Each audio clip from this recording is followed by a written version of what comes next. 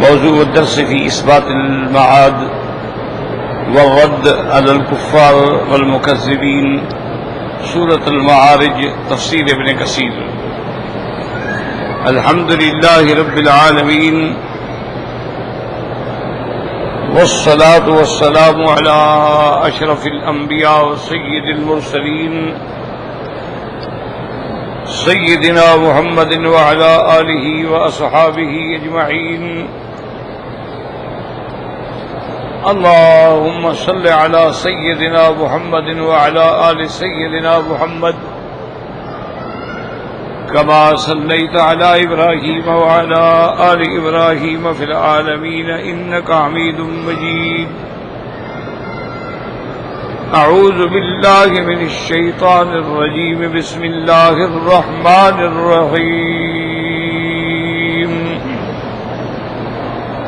سأل سائل بعذاب واقع للكافرين ليس له دافع من الله ذي المعارج. تعرج الملائكة والروح إليه في يوم كان مقداره 50,000 سنة فاصبر صبرا جميلا إنهم يرونه بعيدا ونراه قريبا.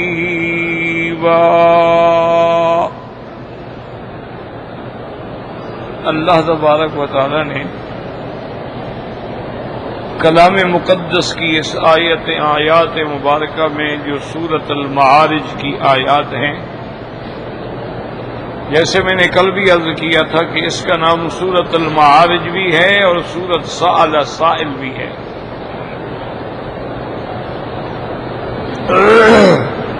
اور یہ سورت جو ہے سور مکیہ میں ہے، یعنی جو ہجرت سے قبل نازل ہوئی حضور صلی اللہ علیہ وسلم.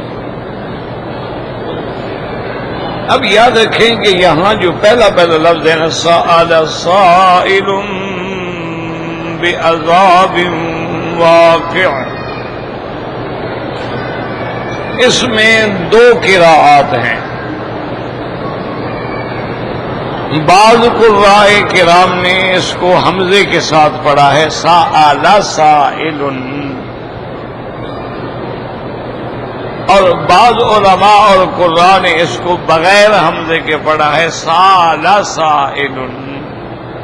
تو اس میں 2 قراءتیں.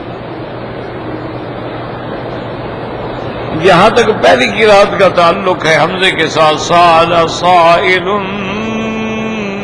بعذاب واقع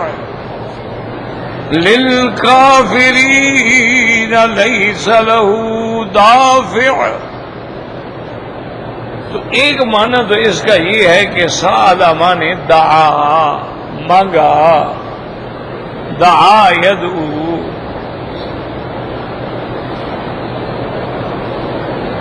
تو اس میں پھر مفسرین کرام فرماتی ہیں کہ ایک مشرک تھا نضر بن الحارث. یہ بڑے بڑے مشہور دشمن تھے نا حضور صلی اللہ علیہ وسلم کے. نضر بن الحارث ہے، امیہ بن خلف ہے، ابی جہل ہے، ابی لہب ہے، عتبہ عتیبہ شیبہ ربی، یہ بڑے سخت دشمن. تو نضر بن الحارث نے یہ مانگا کہ اللہ اگر یہ بات حق ہے جو محمد مصطفیٰ فرماتے ہیں تو آپ ہم پر پتھروں کی بارش کر دیں.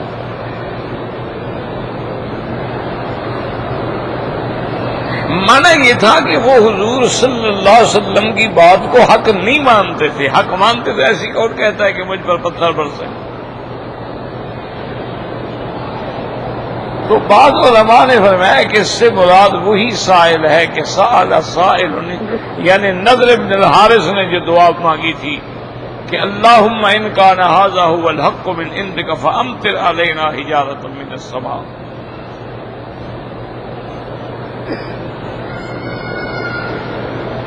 تو ایک قول جو ہے وہ یہ ہے۔ دوسرا قول ہے کہ سأل سائل، سأل بمعنی دعا نہیں، بمعنی سوال ہے۔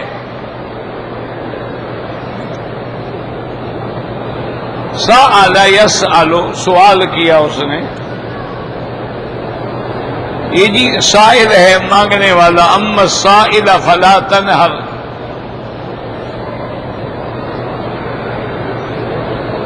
تو بعض علماء فرماتے ہیں کہ سأل سائل سے مانا ہے کہ ان کا پوچھنا، ایک تو ہے مانگنا، ایک ہے پوچھنا، سوال کرنا، اور وہ بھی استہزان، چونکہ ان کا ایمان تو نہیں تھا نا، وہ بطور اناد اور بطور استہزاء یعنی نعوذ باللہ چھیڑتے تھے کہ جی وہ کہاں ہے، قیامت کب ہوگی، کب عذاب آ رہا ہے جس سے آپ ہمیں ڈراتے ہیں۔ یسألونک عن الساعۃ ایان مرساہا، سوال کرتے ہیں جی آپ نے بتایا وہ قیامت کب ہوگی۔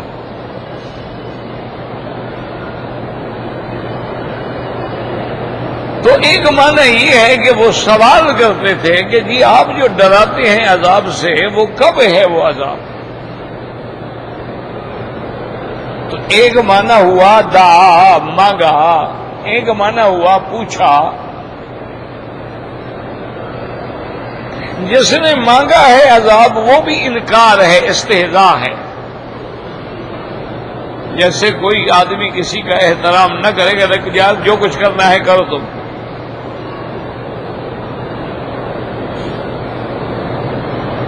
اور جو سوال ہے وہ بھی استہزاء ہے، جی قیامت کب ہوگی، ہم سنتے آئے ہیں قیامت قیامت قیامت، ہزاروں سال تو گزر گئے ہیں، پتہ نہیں کب ہوگی۔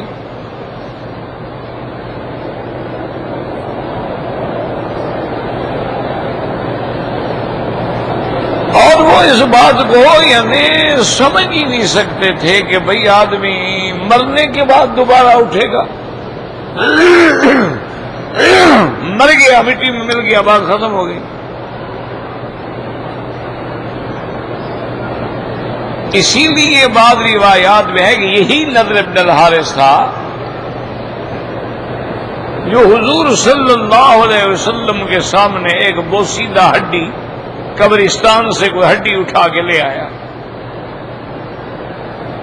اور حضور صلی اللہ علیہ وسلم سے کہا کہ یا رسول اللہ یہ دیکھیں یہ ہڈی ہے اور میں قبرستان سے لے کے آئے۔ اب دیکھیں اس کو ایسے جو مسئلہ نا، وہ ہڈی تو بوسیدہ ہو چکی تھی نا، وہ فوراً مٹی بن گئی، اس کے بعد اس نے پھونک ماری تو اڑ گئی۔ کہنے لگا یا رسول اللہ صلی اللہ علیہ وسلم جب آدمی مر جائے گا، ہڈی بن جائے گا، ریزہ ریزہ ہو جائے گا، مٹی بن جائے گی، ہم پھر دوبارہ اٹھیں گے؟ آپ نے فرمایا کہ ہاں دوبارہ اٹھیں۔ اسی کو اللہ تبارک و تعالی نے سورۃ یاسین میں بھی ذکر فرمایا ہے کہ اولم یر الانسان انا خلقناه من نطفة فاذا هو خصيم مبين۔ اللہ نے فرمایا دیکھو اس انسان کا، ابن آدم کا حال دیکھو، جس کو میں نے گندے پانی سے پیدا کیا ہے، اب انسان بنا دیا تو اب جناب یہ جھگڑتا ہے، مثالیں دیتا ہے۔ زارا بنانا مثلا، مثالیں مارے، ٹھیک ہے، یہ مٹی ہو گئی، یہ گل گئی، یہ اڑ گئی، یہ کیسے؟ نسی خلقہ قال من یحیی العظام وہی رمیم، اور یہ کہتا ہے کون ان بوسیدہ ہڈیوں کو دوبارہ زندہ کرے گا؟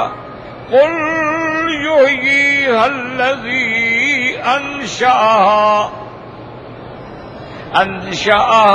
اول مرة وهو بكل خلق علیم۔ اللہ نے فرمایا میرا محبوب ان کو کہہ دیں وہی تمہیں دوبارہ زندہ کرے گا جس نے پہلے پیدا کیا.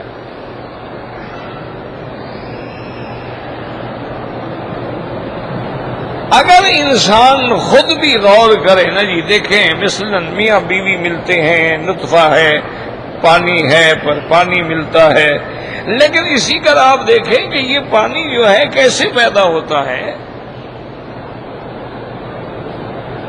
کہ انسان غذا کھاتا ہے، روٹی کھاتا ہے، مختلف اللہ کی نعمتیں استعمال کرتا ہے، پھر اللہ نے نظام رکھا ہے، معدے میں جاتے ہیں، کیلوس ہے، کیموس ہے، اس کے بعد پھر ایک خون بنتا ہے اور باقی جو ہے فضلے کے اعتبار سے پیشاب اور براز میں بدل جاتا ہے، اور پھر اسی خون سے وہ مادہ منویہ پیدا ہوتا ہے، وہ منی پیدا ہوتی ہے.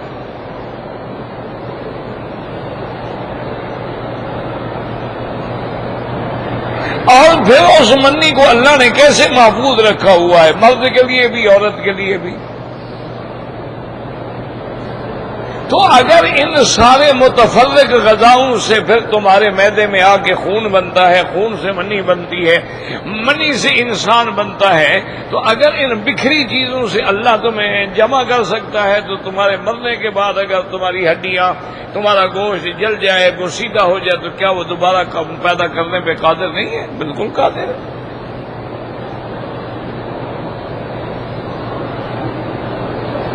اس لیے علماء نے فرمایا کہ یہ جو ہے وہ سوال کرتے تھے کہ جی آپ ہمیں جس عذاب سے ڈراتے ہیں وہ عذاب کب ہو؟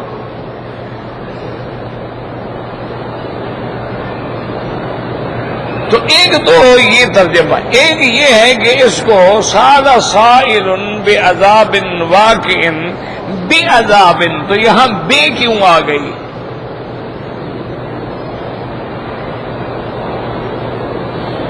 تو اس کے بارے میں بعض علماء تو فرماتے ہیں کہ یہ با زائدہ ہوتی ہے توکید کے لیے، تاکید کے لیے، ایسے زائدہ ہے. جیسے قرآن میں آتا ہے وَحُزِّی إِلَيْكِ بِجِذْعِ النَّخْلَةِ، وہاں بھی با ہے.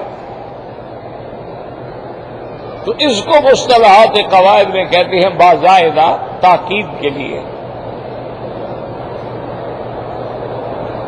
جیسے اللہ فرماتے وَلَا طَائِرٍ يَطِيرُ إِلَّا بِجَنَاحَيْهِ، وہاں بھی با ہے.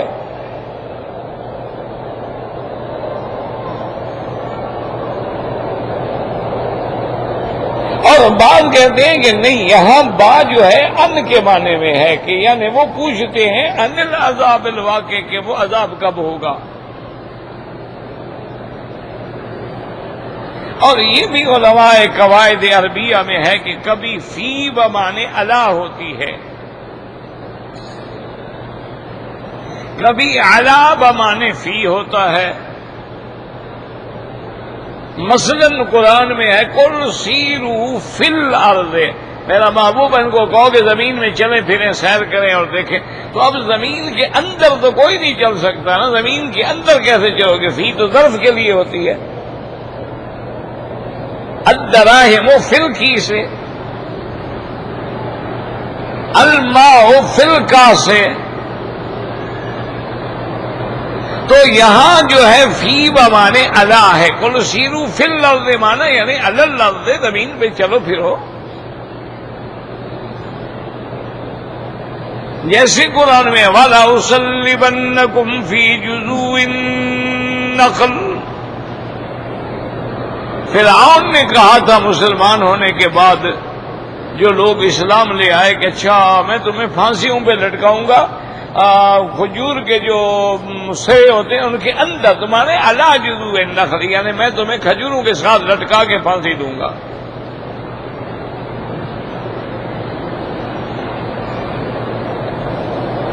اچھا، اور یاد رکھیں کہ یہ جذوع النخل کیوں کہا فرعون نے کہ بھی میں تمہیں کھجوروں کے جو سرے ہیں نا، کھجوروں کے جو جھنڈ ہیں ان سے پھانسی دوں گا. اس کی وجہ تھی کہ آدمی تو بہت تھے نا، 70,000 آدمی تھا، تو اب ان کے لیے پھانسی گھر بنائے گا کون؟ لگے گا جو درخت جو ہے کھجور ہیں ان سے تمہیں لٹکا دوں گا. تو وہاں بھی لفظ تو ہے فی جذوع النخل، لیکن مراد ہے علی جذوع النخل. تو کبھی فی بمانے الا ہوتی، کبھی بمانے ما ہوتی ہے. تو اس لیے علماء نے فرمایا کہ یہاں با جو ہے نا بے عذاب، یہاں بھی با جو ہے مانے ان میں ہے کہ عذاب کے بارے میں، ان عذاب.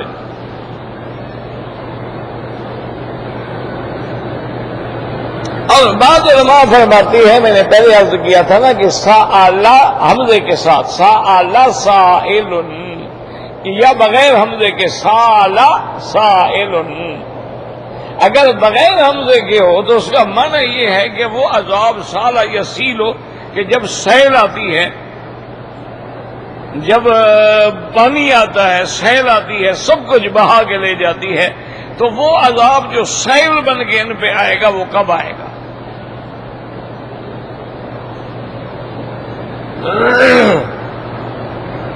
تو ایک ترجمہ علماء نے، بعض علماء کرام نے یہ بھی کیا ہے، لیکن جمہور کی قرات میں حمزے کے ساتھ ہے سأل سائل.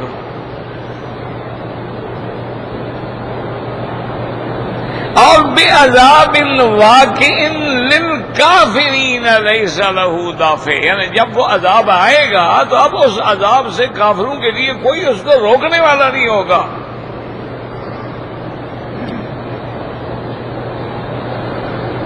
اس میں اشارہ ہو گیا کہ اللہ کے عذاب کو کافروں سے تو کوئی نہیں روک سکتا، لیکن ایمان والوں سے تو اللہ کے نبی بھی شفاعت فرما کے عذاب سے بچائیں گے، علماء بھی شفاعت کریں گے، حملۃ القرآن بھی شفاعت کریں گے، خود قرآن بھی شفاعت کرے گا، قرآن کی صورتیں بھی شفاعت کریں گی. لیکن کافروں کے لیے جو عذاب کا فیصلہ ہو چکا ہے وہ نہیں تبدیل ہو سکتا. ان کے لیے عذاب ہوگا، دائمی ہوگا، اس میں کوئی چھٹکارا نہیں ہوگا، کوئی کمی نہیں ہوگی، اور ان کو کبھی اس سے نجات نہیں ملے گی. یہ اللہ کا فیصلہ ہے اور اس کو کوئی نہیں بدل سکتا. اسی لیے حدیث صحیح میں آتا ہے کہ قیامت کا دن ہوگا اور سیدنا ابراہیم الخلیل کے ابا آزر جو ہیں ان کو فرشتے جہنم کی طرف لے جا رہے ہوں گے. تو حضرت ابراہیم الخلیل عرض کریں گے، مولا آپ کا تو وعدہ ہے کہ یوم لا یخزی اللہ النبی والذین آمنوا معہ، کہ میں اپنے نبی اور ایمان والوں کو رسوا نہیں کروں گا قیامت والے دن. وَأَيُّ خِزْيٍ مِّنَ الْأَبِّ الْعَبَادِ، میرا اللہ اس سے بڑی میری رسوائی کیا ہوگی کہ میرا باپ جہنم کی طرف جا رہا ہے.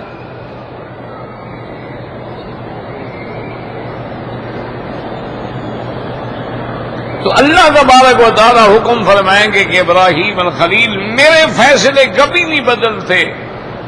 ما یبدل القول لدی، ہم جو حکم دے چکے ہیں اس میں کوئی رد، ہم البتہ تیرے باپ کی شکل بدل دیتے ہیں. تو اللہ نے حکم دیا تو آزر کی شکل جو ہے جانور کی شکل میں بدل گئی کہ لوگ پہچان نہ سکیں کون ہے. لیکن لفظ میں اب جہنم سے چھٹکارا نہیں مل سکتا ہے.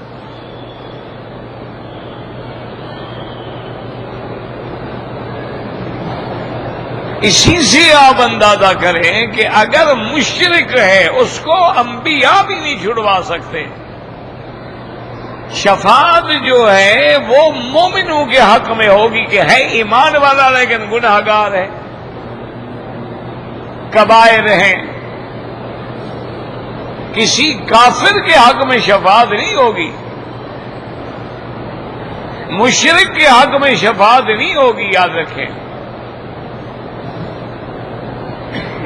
تو اس لیے علماء نے فرمایا کہ یہاں سأل سائل بعذاب واقع للکافرین لیس لہ دافع. اچھا یاد رکھو، ایک سوال تو یہ ہے نا کہ جی نضر بن الحارث نے مانگا، ایک یہ ہے کہ مشرکین مکہ نے پوچھا کہ وہ کب عذاب ہوگا.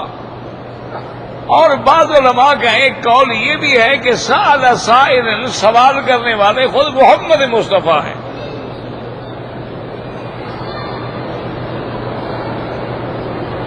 انہوں نے کہا کہ حضور کے دل میں صلی اللہ علیہ وسلم کے دل میں یہ بات آ گئی کہ یا اللہ اب ان کافروں کی ہدایت کا تو کوئی امید باقی نہیں رہی ہے، اور مسلمانوں پہ ظلم و ستم کے پہاڑ توڑے جا رہے ہیں، ابھی طرح کے ان پہ عذاب آ جائے. تو اللہ نے فرمایا کہ میرا مدنی عذاب تو آئے گا، لیکن فاصبر صبرا جمیلا، ابھی صبر کرو. تو اس لیے بعض علماء کہتے ہیں کہ اس صبر کی دلیل جو ہے یہ ہے کہ یہ مانگنے والے خود محمد مصطفیٰ تھے، کہ اللہ نے اپنے نبی کو فرمایا کہ صبر کریں. لیکن پہلا قول زیادہ راجح ہے کہ ایک کافر نے سوال کیا. لیکن یاد رکھیں کہ ہمیشہ العبرۃ بعموم اللفظ لا بخصوص السبب، یعنی چاہے نظر بن الحارث سے مانگا ہو، مانا قیامت تک عام ہے تمام کافروں کے حق میں. سأل سائل بعذاب واقع للكافرين ليس له دافع من الله ذي المعارج. وہ عذاب اللہ کی طرف سے آئے گا اور اس کی صفت یہ ذی المعارج. یاد رکھو معارج کا معنی ہوتا ہے یعنی سیڑھیاں، مصعد، کہ وہ اللہ کی ذات سیڑھیاں کیا مانا، جس کے لیے سیڑھیوں پہ چڑھ چڑھ کے فرشتے اللہ کی دربار میں پہنچتے ہیں. اور بعض علماء نے فرمایا من اللہ ذی المعارج ای ذی السماوات، آسمانوں والا.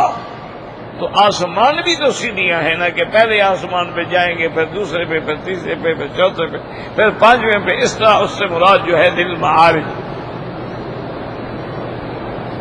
اور بعض علماء فرماتی ہیں من اللہ ذی المعارج، وہ شان والا، انعام والا، فضل والا، جس کے متعدد انعامات ہیں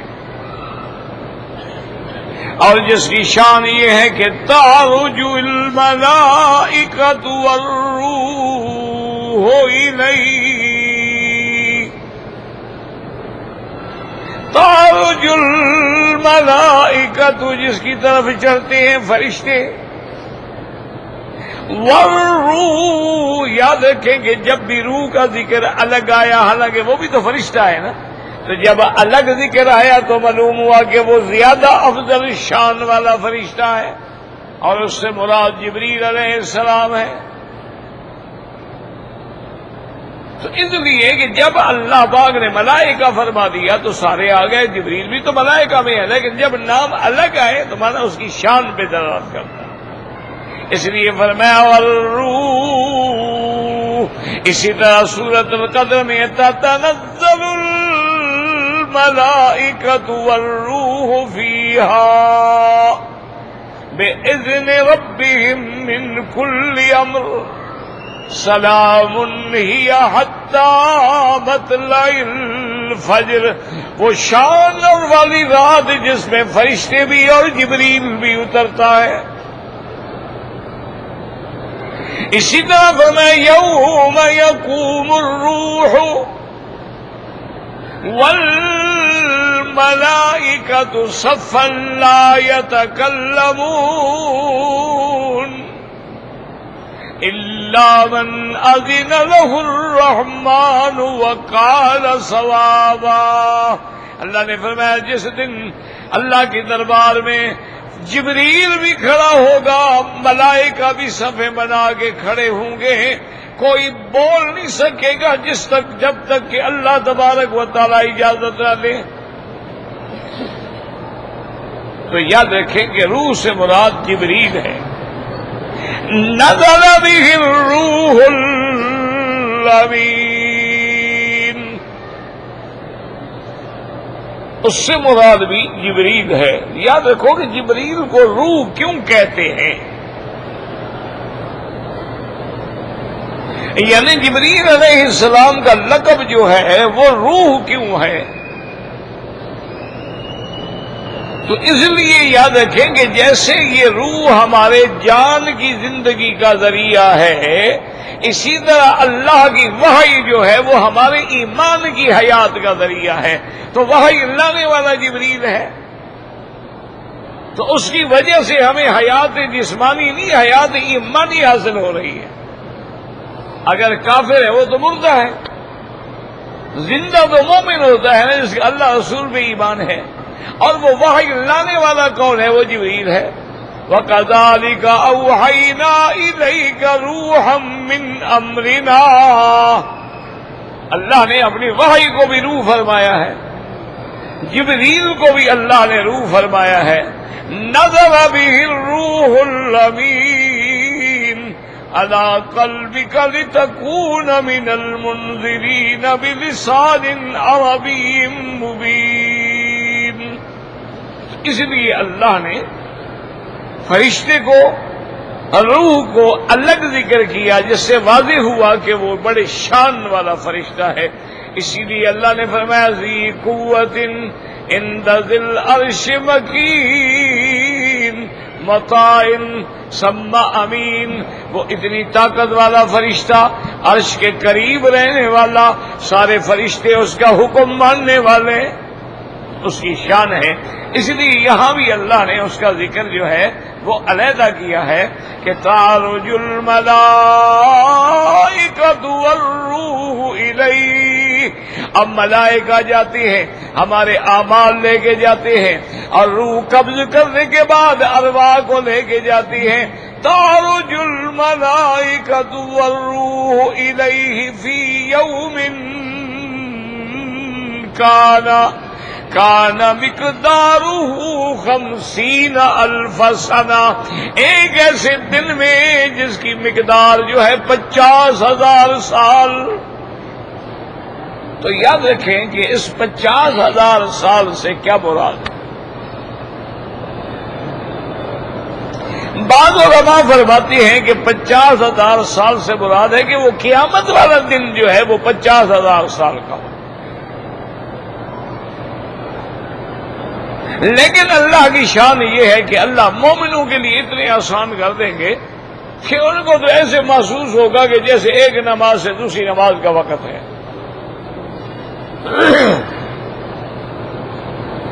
اور بعض علماء فرماتے ہیں 50,000 سال جو ہے اس کی وجوہات ہیں کہ جتنا کافروں پہ غم زیادہ ہوگا اتنی دن بڑا ہوگا۔ اب دیکھیں نا، اللہ نہ کرے کسی آدمی پہ مصیبت ہو، بیماری ہو، عذاب ہو، تو اس کے لیے تو رات کاٹنا بڑا مشکل ہو جائے گا، پتہ نہیں یار کتنی لمبی رات ہے، کب ختم ہوگی۔ اور اگر خوشی میں بیٹھی ہوں تو بیٹھے یار اچھا اذان ہوگی صبح کی، پتہ ہی نہیں لگا۔ تو جب راحت ہو تو وقت گزرتے ہوئے پتہ نہیں لگتا، اور جب تکلیف ہو تو پھر جتنی تکلیف ہوگی اتنی وقت معلوم ہوتا ہے کہ لمبا ہوتا گیا۔ ایک قول جو ہے یہ ہے، اور بعض مفسرین کرام یہ بھی فرماتے ہیں کہ اسفل سافلین، 7 زمینیں ہیں نا، تو 7 زمینوں کے نیچے سجین ہے، تو سب سے نیچے جو زمین ہے اس کے نیچے سے لے کر عرش تک کا جو فاصلہ ہے یہ 50,000 سال میں طے ہوتا ہے۔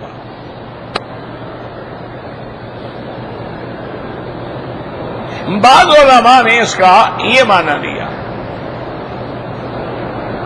اور بعض علماء نے یہ بھی مانا لیا ہے کہ 50,000 سال جو ہے وہ کل پوری دنیا جو ہے اس کی مدت 50,000 سال۔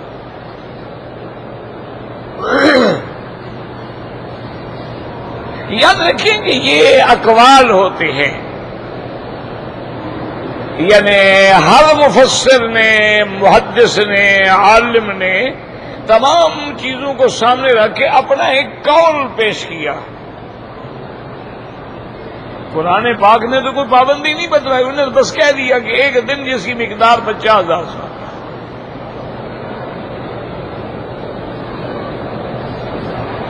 تو یہ تفاصیل جو ہیں یاد رکھیں، یہ علماء کے، مفسرین کے اقوال ہوتے ہیں، اللہ ان پہ کروڑوں رحمتیں فرمائے۔ انہوں نے محنتیں کی ہیں کہ 50,000 سال سے کیا مراد ہے۔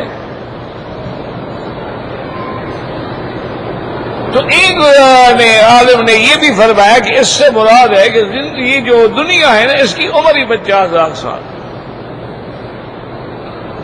اچھا اب یہ کتنا گزر گئی ہے، کتنا باقی ہے، لا یعلم الا اللہ، اللہ کے سوا کوئی نہیں جانتا. اور بعض علماء نے اسی کو راجح فرما دیا ہے کہ وہ جو قیامت کا دن ہوگا نا، جس میں فیصلے ہوں گے، جس میں نامہ اعمال تقسیم ہوں گے، جس میں باقاعدہ ہر بندے کو بلایا جائے گا، اس کے اعمال کا وزن ہوگا، اور پھر اس میں گواہیاں ہوں گی. ہر نبی اپنی امت پہ گواہی دے گا، اور تمام انبیاء کی صداقت و دیانت و امانت پہ میرا مدنی محمد مصطفیٰ گواہی دیں گے. حضور کی امت بھی گواہی دے گی.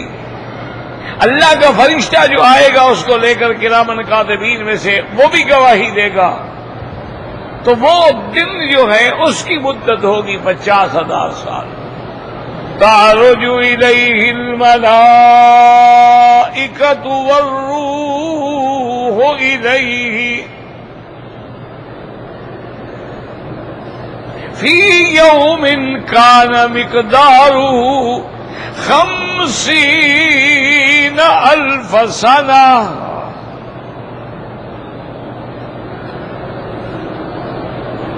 اور یہ بھی یاد رکھیں کہ اللہ کی شان دیکھیں کہ جب یہ فرشتے لے کے اوپر جاتے ہیں تو اس وقت ملائکہ کا ذکر پہلے ہے، جبریل کا بعد میں ہے. اور جب قیامت کے دن اللہ کے دربار میں کھڑے ہوں گے تو پھر جبریل کا ذکر پہلے ہے اور فرشتوں کا بعد میں ہے. نا قرآن کو پڑھا کرو تو قرآن کو سمجھا بھی کرو نا. تو یہاں آ گیا تعرج الملائکۃ والروح، ملائکہ پہلے ہے، روح بعد میں ہے. اور ادھر کیا یوم یقوم الروح والملائکہ صفا لا يتكلمون الا من اذن له الرحمن وقال صوابا. تو وہاں فرشتے کا ذکر پہلے ہے. علماء نے فرمایا کہ اس کی وجہ یہی ہوتی ہے کہ جب کوئی چیز لے کے جانی ہو تو چھوٹے آگے چلتے ہیں اور بڑا پھر ان کی نگرانی کرتا ہے، اور جب اللہ کی دربار میں ہے تو سب سے پہلے پھر بڑا کھڑا ہوتا ہے. اور اسی طرح یہ بھی روایات میں موجود ہے کہ جب قیامت قائم ہونے کی گھڑی آ گئی، ہر چیز فنا ہو گئی، تو اللہ تبارک و تعالیٰ فرمائیں گے کہ جبریل کم باقی، کتنے باقی رہ گئے میری مخلوق میں.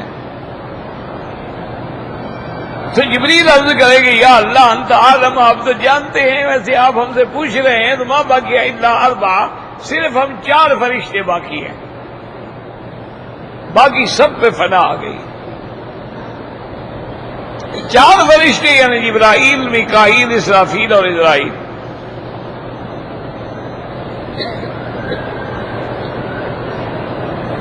یہ بھی اللہ کا شان ہے، یاد رکھو. ہر چیز میں میرے مولا کی حکمتیں ہیں. آمنا باللہ کہ اب دیکھیں کہ اللہ نے فرشتوں میں بھی 4 فرشتوں کو شان بخشی ہے.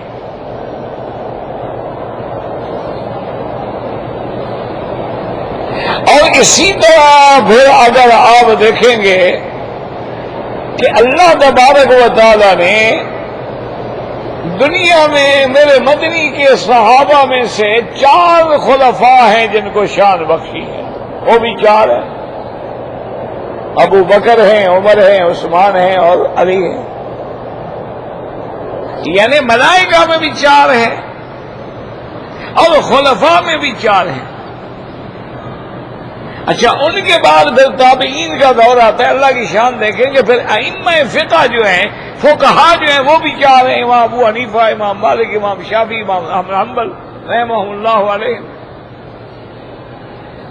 اب دیکھو فرشتے تو لاکھوں اللہ کے کروڑوں ہیں لیکن شان 4 کو ملی ہے. اسی طرح علماء فقہاء محدثین تو لاکھوں ہیں لیکن 4 کو جو شان ملی وہ پھر 5واں کوئی امام پیدا نہیں ہوا. یہ اللہ کا نظام ہے، کوئی بندہ تو نہیں بنا تھا نا. اب حضور کے لاکھوں صحابہ ہیں اور سارے ہماری آنکھوں کا نور ہیں، لیکن جو 4 کو شان ملی ہے وہ کسی کو نہیں ملی جو ابو بکر عمر عثمان و علی کو ملی.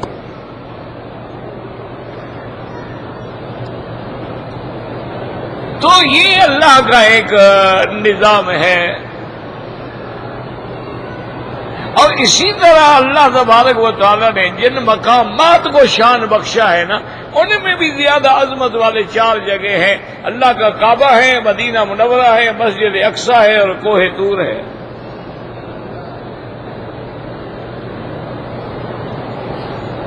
اچھا اسی طرح دیکھیں یہ اللہ کا نظام ہے، آمنا باللہ ہے کہ پہاڑوں میں بھی دیکھیں جبل احد ہے، جبل ثور ہے. اچھا ادھر جبل جودی ہے اور جبل طور سینا ہے. اچھا اسی طرح اب جو نہریں ہیں ان میں بھی 4 کا ذکر آتا ہے، سیہون ہے، جیہون ہے، نیل ہے، فرات ہے. کہ یہ 4 نہریں جو ہیں اس کا بھی اصل گویا جنت سے ہے، سیہون، جیہون، نیل، فرات.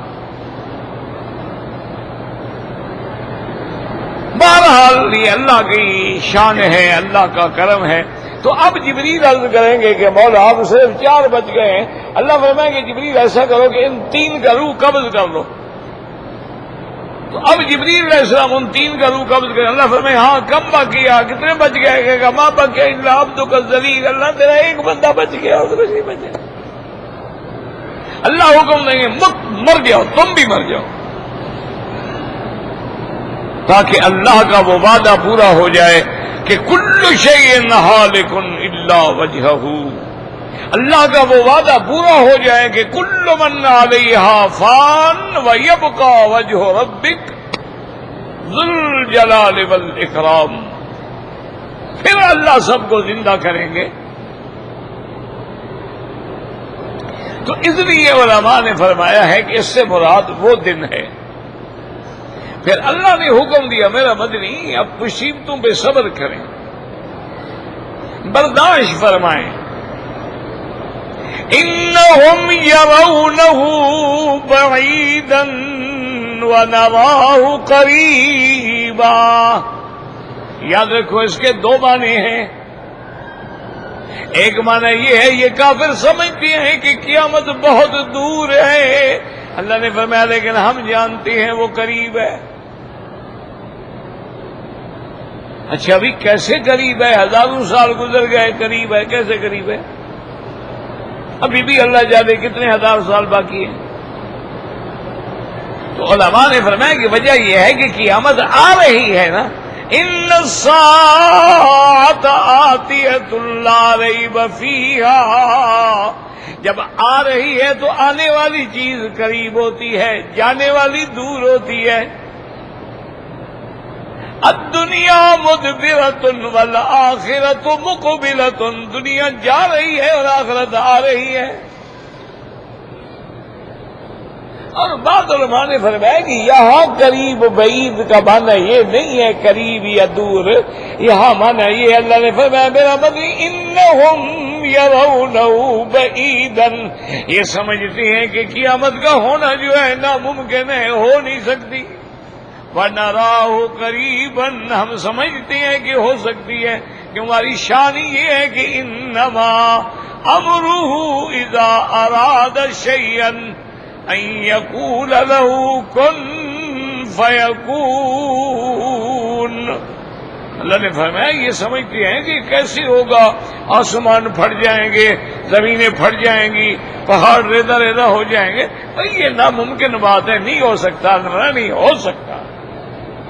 تو بہرحال ان آیات مبارکہ میں اللہ تبارک و تعالی نے قیامت، معترضین اور ان کے رد کے بارے میں ارشاد فرمایا ہے. اللہم ثبتنا علی الایمان اللہم ارزقنا حسن الختام واجعل آخر کلامنا لا الہ الا اللہ محمد الرسول اللہ۔ میرے دادا دادی ماموں کا انتقال، اللہ سب جو فوت ہو گئے سب پہ اپنی کروڑوں رحمتیں نازل فرمائے۔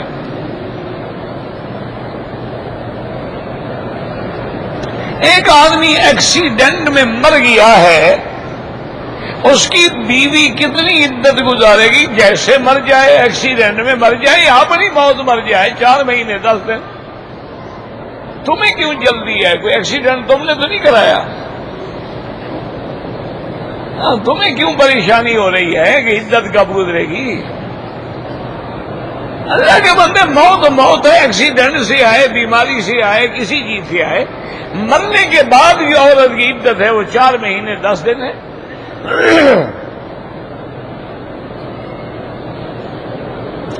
اگر آدمی فوت ہو جائے اور اس کی بیوی حاملہ ہو تو عدت کیا ہوگی؟ یضعن حملہن، جب وہ حمل یعنی ولادت ہو جائے گی، پاک ہو جائے گی، عدت ختم ہوگی۔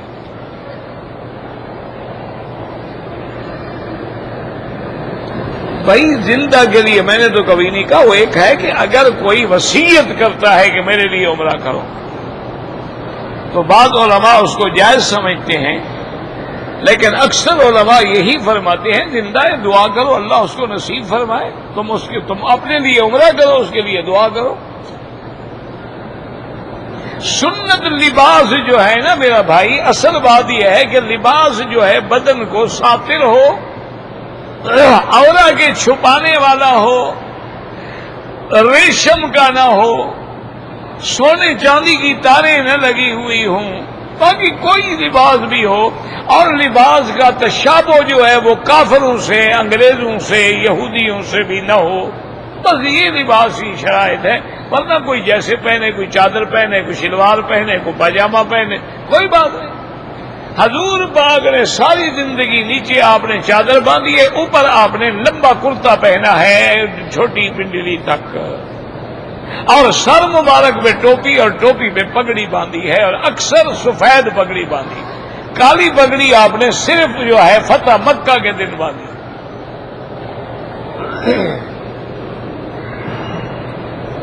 کہتے جی کہ عورت اگر ہوٹل سے حرم تک اکیلے آ جائے کیوں نہ آ سکتی ہے؟ بھائی وہ سفر منع ہے، یہ سفر تھوڑا ہے، یہ تو 5 منٹ کا راستہ ہے۔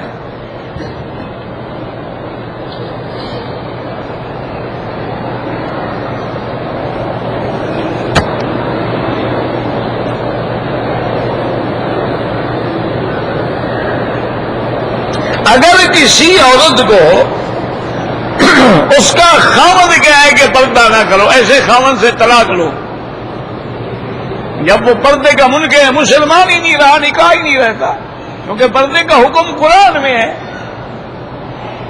تو جب وہ پردے کا منکر ہے تو کافر ہو گیا، نکاح کیسے رہ گیا باقی؟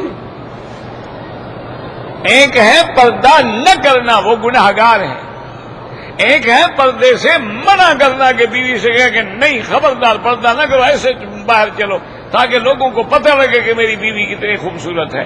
یعنی وہ اللہ کے حکم سے ٹکرانے والا بھی ہے، اور دیوس اور بے غیرت بھی ہے، جس کے بارے میں حضور نے فرمایا کہ دیوس کا ایمان ہی نہیں ہوتا، اپنی بیوی لوگوں کو دکھانا چاہتے ہو۔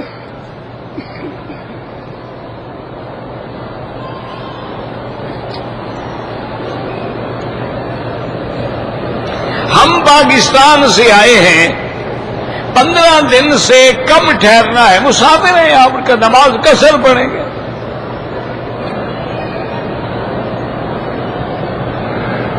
اگر عمرہ کرنے کے بعد کسی نے بال نہیں کٹوائے اور احرام کھول کے کپڑے پہن لیے، اگر اس میں تقریباً پورا دن گزر گیا، دم پڑ گئی، بال بھی کٹوائے اور دم بھی دے، جب تک بال نہیں کٹوائے گا وہ احرام میں ہے۔ احرام چادروں کا نام نہیں ہوتا۔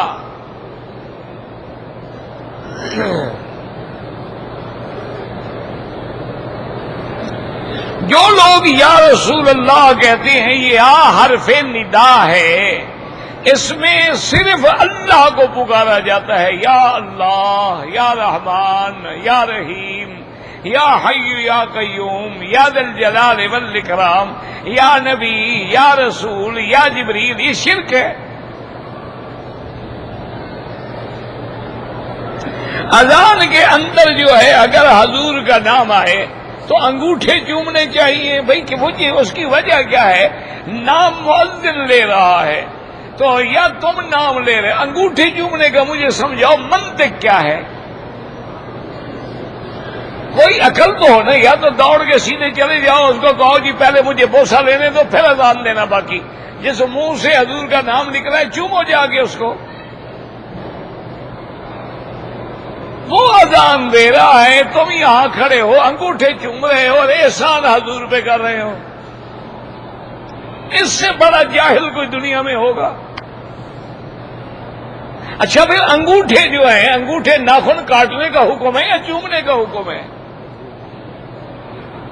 کوئی اللہ سے خوف بھی کرو، اپنے گھر سے تو مسئلے نہ بناؤ نا. یہ کیا احترام ہے کہ آدمی اپنے انگوٹھے چومے؟ احترام حضور کا ہو رہا ہے. انا للہ و انا الیہ راجعون. جب حجر اسود پہ استلام کریں گے بالکل کعبے کی طرف دیکھیں، یعنی طواف میں چلتے ہوئے نہ دیکھیں. باقی جب حجر اسود پہ ہے وہ تو وقوف ہے، ٹھہریں گے تو اشارہ کریں گے نا.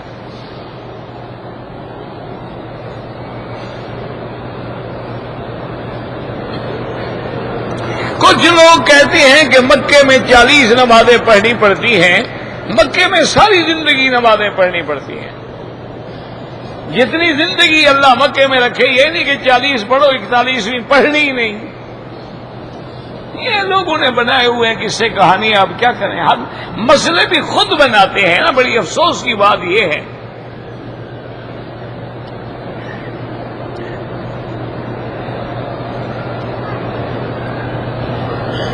کہتے ہیں جی کہ ہمارے ملک میں ایک پیر صاحب ہیں، جب مرید ان کے پاس جاتے ہیں تو پیر صاحب کہتے ہیں کہ بھئی ہم تو حضور صلی اللہ علیہ وسلم کے کتے ہیں. اور پھر اس کے مرید جو بیٹھے ہوتے ہیں وہ بھی کتوں کی طرح بھونکتے ہیں. یعنی اللہ کا دنیا میں سزا ہو رہی ہے. یہ ایک مثال ہے، مسئلہ بھی آپ کو سمجھ آ جائے گا. وہ ایک آدمی ٹرین میں سوار ہوا دلی میں. اس نے دیکھا کہ ایک بڑا آدمی ہے اور بڑا اعلیٰ لباس ہے اور آگے پیچھے نوکر چاکر ہیں اور بڑی شخصیت نظر آ رہی ہے. وہ بھی گاڑی میں سوار ہوا، یہ بھی اتفاق سے اسی ڈبے میں سوار ہوا. تو اس کو دیکھنے کے بعد یہ جا کے ملا، السلام علیکم جناب، آپ کی تعریف. اس نے کہا بھی خاکسار کو قلب علی کہتے ہیں. وہ نواب قلب علی تھا، لکھنؤ کا شیعہ تھا. اس نے کہا خاکسار کو قلب علی کہتے ہیں. اچھا وہ بندہ بڑا ہوشیار تھا. اس نے کہا نواب صاحب آپ کو یہ قلب علی یعنی حضرت علی کے کتے کا نام جو پسند آیا اس کی کیا وجہ ہے؟ انہوں نے کہا بھائی گناہ گار ہیں، بد کردار ہیں، شرابی لوگ ہیں، کبھی عبادت نہیں کی، حضرت علی کے کتے بن کے جنت میں چلے جائیں گے. انہوں نے کہا حضرت جنت میں تو اللہ کا کتا بھی نہیں جائے گا تو علی کا کتا کیسے جائے گا؟ جنت انسانوں کے لیے ہے، کتوں کے لیے ہے. انہوں نے کہا وہاں تو خدا کا کتا بھی نہیں جائے گا تو حضرت علی کا کتا کیسے جنت میں چلا جائے گا؟ یہ تو وہی بات ہے جی. میں آپ بات کہتے ہیں ہم پیر کے کتے ہیں. وہ کہتے ہیں جی ہم نبی پاک کے کتے ہیں. یار خدا کا خوف کرو. اگر یہ ادب ہے، عاجزی ہے، کیا کسی صحابی نے یہ لفظ کہا ہے؟ کسی اہل بیت میں سے کسی نے یہ لفظ کہا ہے؟ تو خوف خدا کرو، اللہ سے ڈرو. کیوں لوگوں کو دھوکہ دیتے ہو؟ کبھی ذکر کرواتے ہو، کبھی کہتے ہو کتے کی طرح بھونکو.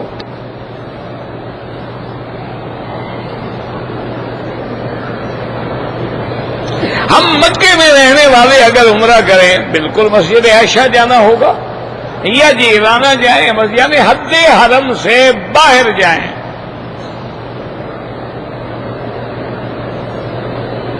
عالم میں مثال، عالم مثال وہ ایک عالم ہے جیسے عالم ارواح، عالم مثال، عالم برزخ، عالم دنیا، عالم آخرت.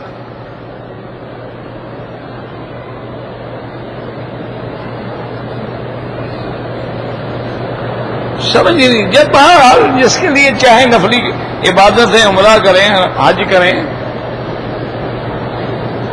برقع ہوتا ہی وہی ہے جو عورت کے پاؤں کے نیچے سے بھی چلے تاکہ پاؤں کا ذرہ بھی نظر نہ آئے.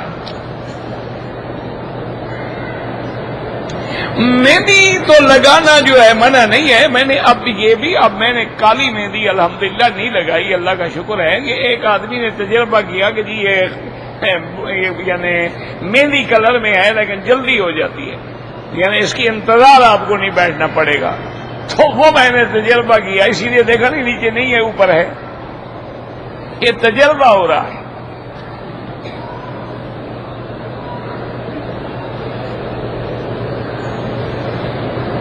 میں وضو کر چکا ایک نماز کے لیے، دوسری نماز کے لیے میں پاؤں پر اگر صرف مسح کروں، کیوں پھر دوسرا وضو کرنے کی کیا ضرورت ہے تمہیں؟ اگر وضو کرنا ضروری ہے تو پاؤں دھونے پڑیں گے. اگر موزے پہنے ہیں پھر مسح ہو سکتا ہے.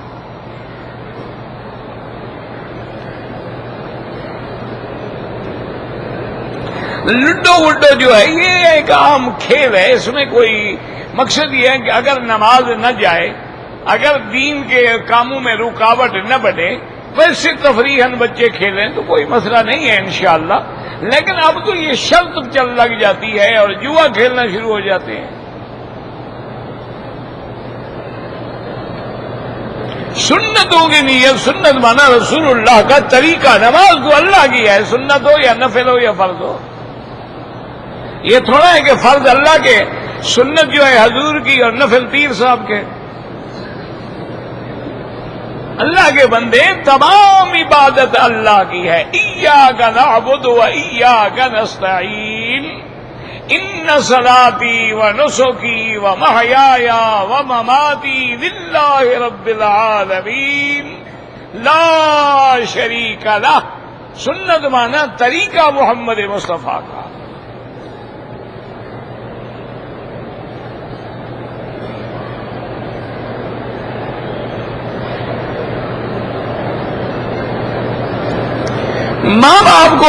ماں باپ جو بد دعا دیتے ہیں، یاد رکھو ماں باپ کبھی اولاد کو بد دعا نہیں دیتے.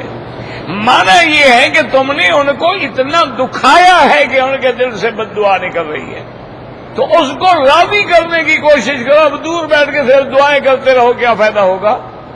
ان کو جا کے راضی کرو، اور جس وجہ سے وہ ناراض ہیں ان چیزوں کو دور کرو. یہ نہیں وہ بد دعا کر رہے ہیں جی میں یہاں دعا کرتا رہوں گا، ایسے نہیں ہوگا. پہلے ان کو راضی کرو. ان کی رضا جب تک نہیں ہوگی اس وقت تک تیری دعائیں کیا قبول ہوں گی؟ کیونکہ رضا والدین اتنا بڑا مقام ہے. اللہ نے اپنے حق کے بعد، حالانکہ اللہ کے حق کے بعد نبی پاک کا حق ہے، لیکن فرمایا وَاعْبُدُوا اللَّهَ وَلَا تُشْرِكُوا بِهِ شَيْئًا وَبِالْوَالِدَيْنِ إِحْسَانًا. میری عبادت کرو، شرک نہ کرو، والدین سے بھلائی کرو. تو اللہ نے ہمیں بتلایا ہے کہ والدین کا اتنا حق ہے کہ اللہ نے اپنے حق کے بعد ان کو ذکر کیا ہے. واللہ اعلم. ربنا تقبل منا انك انت السميع العليم وتب علينا انك انت التواب الرحيم. اللهم اجعل لنا وللمسلمين من كل هم فرجا ومن كل ضيق مخرجا ومن كل بلاء عافيا. وصلى الله تعالى على خير خلقه سيدنا محمد وعلى آله وصحبه أجمعين. اللهم صل على سيدنا محمد وعلى آل سيدنا محمد كما صليت على إبراهيم وعلى آل إبراهيم في العالمين إنك حميد مجيد. اچھا، اور یہ ہے کہ آپ کے پاس کون سی صورت کی CD اس وقت موجود ہے؟ ابھی